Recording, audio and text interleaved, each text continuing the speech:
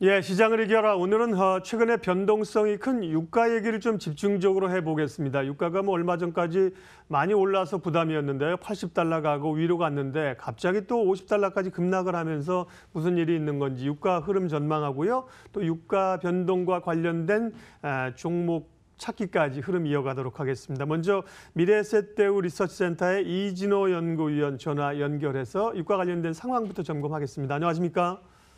네, 안녕하세요. 예, 말씀드린 것처럼 유가가 뭐 꽤 오르다가 갑자기 이렇게 뭐 기록적인 하락세를 보여주고 있는데요. 어제는 물론 조금 반등하긴 했습니다만 이렇게 유가가 밀리고 있는 이유는 어디 있는 겁니까?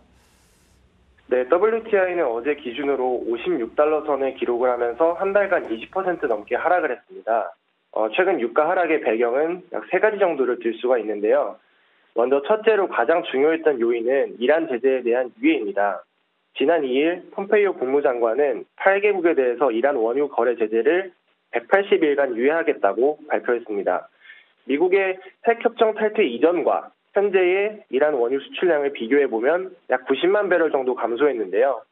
이는 유예 기간을 전혀 고려하지 않았기 때문에 당연히 이란에 대한 2차 제재가 11월 5일부터 시작될 것이라는 가정하에 감소된 원유 수출량입니다. 따라서 유예 기간을 적용받은 8개국은 다시 이란으로부터의 원유 수출량을 늘릴 가능성이 높습니다.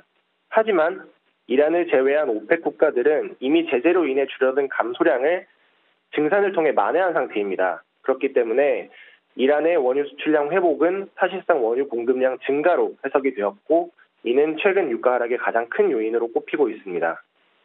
두 번째 이유는 미국 원유 재고량의 증가입니다. 최근 미국 원유 재고량은 7주 연속으로 시장 예상치를 상회하는 큰 폭의 증가세를 보이고 있습니다. 계절적으로 정유 공장들의 유지 보수 기간으로 인해 정제 설비 가동률이 하락했고 미국이 전략 비축유를 방출하면서 벌어진 상황으로 판단하고 있습니다. 세 번째 이유는 트럼프 대통령의 고유가 견제입니다. 지난 토요일 사우디는 일간 50만 배럴 감산 결정을 내렸지만 트럼프 대통령이 유가는 지금보다 더 낮아져야 한다고 트럼프 트위터에 밝히면서 유가는 반등을 실패했는데요.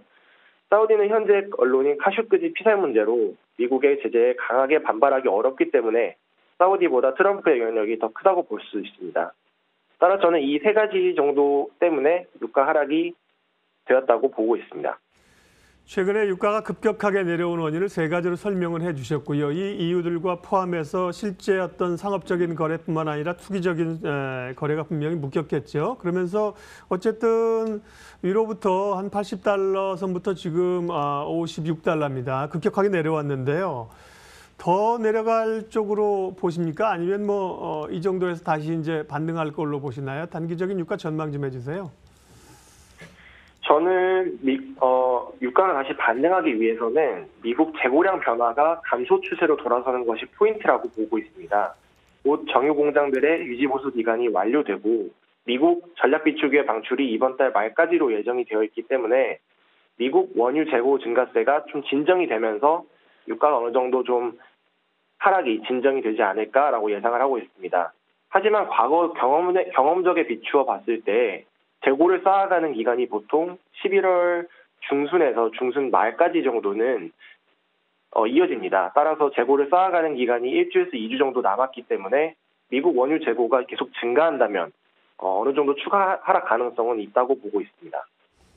네, 그러게요. 뭐 섣불리 돌리기는 좀 어렵지만 변동성은 뭐 조금 줄어들 수 있다는 전망이신 것 같습니다. 근데 유가에 미치는 영향들이 워낙 그 수급 요인 말고도 말씀하신 것처럼 정치적인 요인들도 굉장히 많고요. 그렇기 때문에 예측하기가 어려운데 국제 유가 관련해서 관련된 주요 변수랄까요? 앞으로 주목해야 될 또 이벤트나 변수 좀 점검해 주십시오. 네, 앞으로 국제유가에 미칠 중요 이벤트로는 이번 달 말 정도에 논의가 되고 있는 미중 정상회담, 그리고 12월 6일에 예정되어 있는 오펙 정례회의가 있습니다. 이 두 이벤트 모두 위험자산 선호도와 원유 수급에 영향을 미칠 수 있는 이벤트들인데요. 미중 정상회담에서는 만약에 만족스러운 결과가 나오지 않을 경우 원유 수요에 대한 우려가 다시 불거질 가능성이 높습니다. 그리고 이제 어제 오펙은 이번 정례회의에서 일간 140만 배럴의 감산을 논의할 것이라고 밝혔는데요. 실제로 감산이 합의되어서 유가의 상승 동력이 되어줄 수 있을지가 관건이라고 보고 있습니다. 네. 유가는 말씀하신 것처럼 워낙 변수가 많고요. 정치, 사회적인 이슈까지. 소위 또 이제 MBS라고 우리가 불리는 그 모하마드 빈 살만 사우디의 후계자죠. 뭐 이분의 행보도 굉장히 중요하고 중요한 게 많습니다. 예, 유가 상황과 전망까지 일단 미래에셋대우 리서치센터 이진호 연구위원 인터뷰했습니다. 고맙습니다. 네, 감사합니다. 예, 그러면 이번엔 최근에 유가 변동과 관련해서 시장에서 어떻게 대응해야 될지 시장 대응과 전략 이야기, 종목 이야기 이어가겠습니다. 유한타증권 영업부 박우경 차장님 와 계세요. 어서 오세요. 네, 안녕하십니까. 네, 지금 유가 얘기를 쭉 했는데 어쨌든 유가가 급락하면서 유가 하락에 따른 수혜주들이 먼저 올라오고 있는 형국입니다. 항공주라든지 석유화학주라든지요. 예, 먼저 항공주 같은 경우는 어떻게 대응하는 게 좋을까요?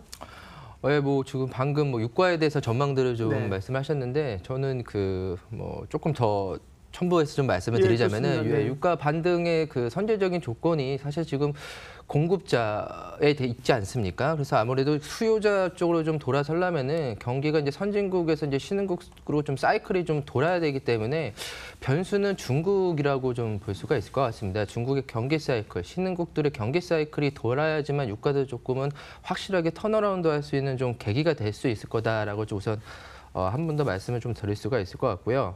최근에 이제 유가 하락 뭐 많이 빠졌죠. 지속적으로 빠지고 있기 때문에 어느 정도가 좀 바닥권이냐는 좀 예견하기는 쉽지 않은 상황에서 단기적으로는 추세가 좀 돌아설 수는 좀 없을 걸로 좀 보이고 있고 아무래도 그 유류비 그 영업 비용 중에서 좀 가장 많이 좀 차지하고 있는 항공주가 가장 큰 수혜주가 아닌가라고 좀 판단을 하고 있습니다. 영업비용 내에서 유가가 차지하는 비중이 약 25% 안팎이라고 하기 네. 때문에 이거에 대한 그 이익에 대한 그 실적적인 전망치들이 이제 4분기부터 본격적으로 좀 발휘를 할 것 같고요. 그렇기 때문에 실적이 보통 한 달에서 두 달 정도 후행이 되고 있는 상황이기 때문에 대한항공 그다음에 한진칼, 그 제주항공 상장사에 있는 대부분의 항공사들의 그 유가에 대한 영향은 이제 곧바로 실적으로 좀 나타날 수 있을 거다.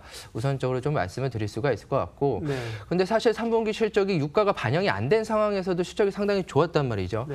그런 측면에서 본다면 대한항공의 이제 경쟁력을 저희가 조금은 봐야 되는데 아무래도 대한항공 경쟁력들이 이제 저가에서 좀 벗어나서 이제 원거리, 장거리 쪽으로 그 노선에 대한 그런 어느 정도의 경쟁력, 독점력들이 있다 보니까 이쪽에서의 그 수익성 개성들이 좀 상당히 좀 돋보였다라고 좀 보일 수가 있을 것 같고 좀 특이한 점이 비즈니스 이런 자사들에 대한 매출이 좀 상당히 좀 높아지고 있다고 합니다. 그만큼 저희가 느끼는 경계 온도차들이 그 어떻게 보면은 조금은 그 고부가치를 좀 좋아하는 그런 쪽으로에 대한 매출들은 앞으로도 좀 상당히 좀 좋아지고 있다. 일례로 뭐 백화점이나 그런 마트, 그다음 편의점들의 매출이 조금은 상회하게 조금은 다르게 좀 편중됐다는 것들이 대한항공을 봐서도 좀 알 수 있었던 걸로 좀 보이고 있습니다.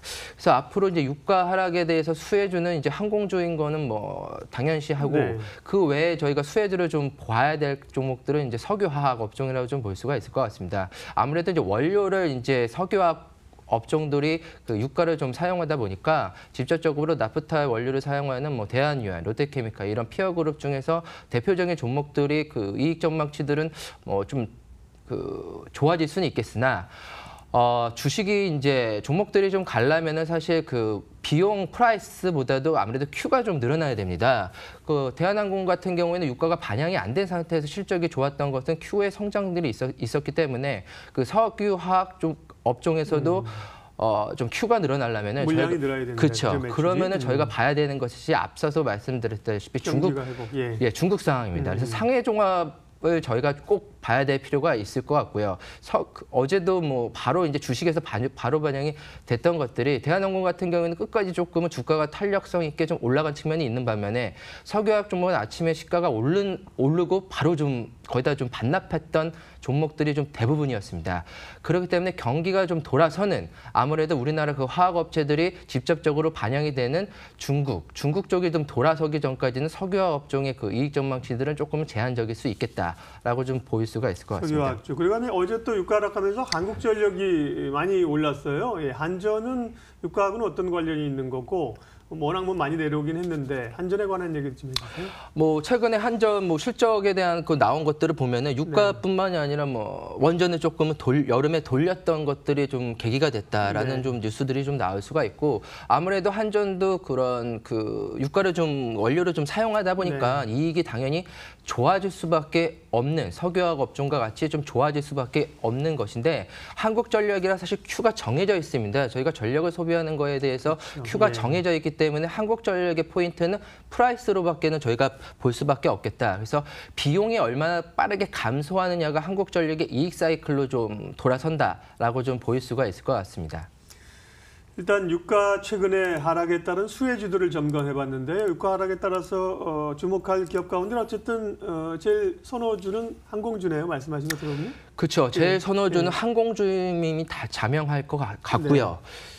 제가 이제 두 번째로 말씀드렸던 그 석유화학 같은 경우는 뭐 차트를 한번 잠시 볼 수 있을까요? 네, 잠깐 보면서 좀 말씀. 업종 차트의 주요 종목 볼까요? 주요 종목으로 바로 말씀을 드리겠습니다. 대한유화 차트를 한번 보죠. 대한유화 같은 차트인 경우에 2018년 1월부터 해서 지속적으로 조금 하락 추세를 좀 밖에서 그림을 좀 보여드릴게요. 말씀하십시오. 대한유화. 대한유화 같은 경우 2018년 1월부터 지속적으로 10개월 정도 좀 하락 추세를 좀 벗어나지를 못했습니다. 이때 유가가 상승했던 원인도 되겠지만 사실은 중국에 대한 수요, 중국에 대한 둔화 같은 둔화도 직접적으로 연결을 받았는데 상해 종합 차트도 똑같이 2018년 1월부터 해서 지속적으로 모양새가 거의 같습니다. 중국하고 연동돼 있다. 그렇죠. 그래서 저희가 석유화학은 단순히 유가만 딱 볼 것은 아니라 중국을 봐야 된다. 근데 이번에 유가 하락이 어떻게 보면 경기를 조금은 돌아설 수 있는 신흥국들의 좋은 모멘텀이 좀 될 수 있지 않을까, 그렇게 보고 있습니다.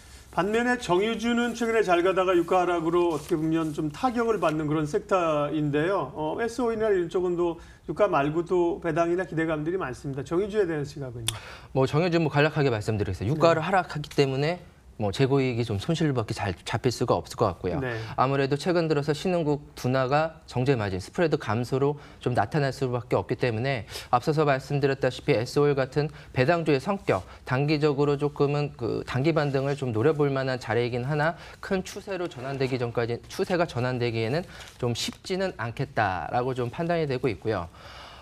그러면 SOL, 그다음에 SK 이노베이션, 저희가 정유주라고 하면 GS 이렇게 세 가지를 좀 볼 수가 있는데, 순수 정유사는 사실 SOL 하나밖에는 좀 없다고 좀 보이고 있기 때문에 SK 이노베이션은 2020년부터 ESS, 전기차 이쪽으로 모멘텀에 좀 살아있기 때문에 이쪽으로 얼마나 수주가 좀 많이 되느냐를 좀 같이 볼 필요가 있겠다라고 좀 말씀드리겠습니다. 오늘은 이제 최근에 국제유가 변동, 특별히 이제 하락 쪽의 기운이 세죠. 관련된 이야기하고 종목들 쭉 알아봤고요. 이제 뒷부분은 거기에다 플러스로 해서 시장에 이제 관심 종목을 좀 더 추가적으로 여쭤보려고 하는데, 당장 어제 삼성바이오로직스 때문에 오늘 제약바이오주가 어떻게 심리가 나타날 것인가 궁금했는데, 일단은 좀 상승적으로 방향을 잡습니다. 제약바이오에 대한 시각 좀 알려주세요.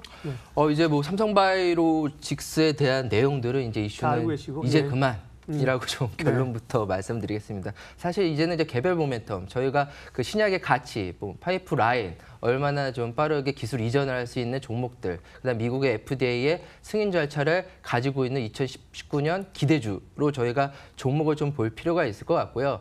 그렇기 때문에 개별에 대한 모멘텀, 하지만 최근에 그 바이오 종목이 그 투자 심리가 좀 악화되면서 대부분은 좀 다 빠졌지만, 그래도 대부분의 바이오 종목이 빠지면서도 상승으로 좀 전환됐던 종목들을 오히려 저희가 유의 깊게 볼 필요가 있겠다라고 좀 보이고 있어서, 단순하게 낙폭이 좀 과대가 됐고, 아무래도 삼성 바이오로직스, 셀트리온 때문에 좀 많이 빠졌다고 하는 그 투자 심리에 대한 영향들은 이번 주가 지나면 다 끝나가는 것이 아니겠느냐라고 좀 결론부터 말씀드리겠습니다. 그럼 제약바이오 가운데 좀 눈여겨볼 만한 기업 소개해 주실 수 있습니까?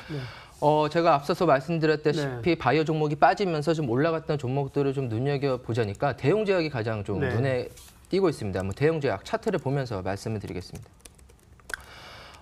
대용제약 같은 경우에는 오히려 11월 달 들어가지고 주가가 좀 우상향하는 좀 모양새가 좀 나오고 있습니다. 대용제약, 나보타, 2019년 2월에 미국의 FDA 승인 허가가 조금은 기대가 되고 있고요. 한국산 보톡스 복수에 대한 그런 기대감들이 미국 시장에서 첫 번째로 개화가 열리기 때문에 이런 것들 피어 그룹 중에서 가장 먼저 조금 대응 제약이 좀 앞서갈 수 있는 자리다라고 좀 보이고 있고 이런 측면에서 최근에 그런 수급적인 측면들을 좀 본다면은 기관들이 지속적으로 좀 매수를 좀 들어섰다는 점들이 주가의 좀 탄력성들을 높였던 좀 계기가 되고 있습니다. 뭐 대형 제약하면은 약 지분 30%를 갖고 있는 한올바이오 파마에 대한 그런 항암 신약에 대한 가치도 저희가 함께 좀 생각할 수가 있을 것 같고요. 아무래도 글로벌 그런 그로 좀 진출하기 위해서 최근에 공장 증설까지 완공했다는 점들이 가장 긍정적이다라고 좀 말씀드리겠습니다. 네, 그리고 또 투자 유망 종목 한 종목 더 선정해 오셨는데요. 그 종목 조금 압축해서 마지막으로 듣겠습니다. 네. 예, 제가 시장 그 유망 종목으로 롯데정보통신 가져왔습니다. 네. 롯데정보통신 최근 주가는 좀 많이 하락을 했지만 롯데정보통신은 그닥 뭐 하락한 측면들이 좀 보이고 있지는 않습니다. 성장성의 그 시장 관계자들이 조금 베팅하고 있는 것이 좀 아닌가라고 좀 보이고 있고요. 롯데그룹 내 IT 시스템 통합업체입니다. 뭐 스마트 물류, 스마트 팩토리, 뭐 빅데이터를 활용한 각 그룹 내의 그런 여러 가지 일들을 좀 하고 있는데 일례로 뭐 지금 뭐 편의점들도 이제 무인 편의점, 무인 테마 이런 쪽으로 좀 많이 간다고 하지 않습니까? 이런 중추적인 역할이 롯데그룹 내에서 좀 일어난다면은 그런 중심에 롯데정보통신이 있지 않을까로 좀 판단이 되고 있고요. 그런 그룹 회장까지도 본격적으로 롯데그룹에 대한 그 투자를 좀 가감히 하겠다는 그런 뉴스들이 좀 나오는 거 봐서는 아직 그 IT에 대한 매출이 상당히 적다고 합니다. 그래서 앞으로의 그런 롯데그룹 내의 IT 매출이 급격하게 좀 증가될 수 있는 개연성이 높겠다라고 좀 말씀드리겠습니다. 네, 오늘 시장을 이겨라 유가 얘기하고요. 관심 종목까지 알아봤습니다. 유한타증권 영업부 박우경 차장님 함께했습니다. 수고하셨습니다. 네, 감사합니다. 예, 지수 흐름 보겠습니다. 상승으로 출발했지만 이내 좀 밀린 상황인데요. 역시 이제 바이오주와 이제 삼성그룹의 변동성이 큽니다. 바이오주가 상승을 했다가 상승폭을 조금 줄이는 상황이고요. 또 삼성물산 같은 경우도 어제 삼성바이오 영향으로 주가가 하락하면서 시장이 뻗어가지는 못하고 있습니다. 예, 출발 마켓온 오늘 순서는 여기까지 하겠습니다. 오늘도 좋은 대응하시고요. 좋은 하루 되십시오. 고맙습니다.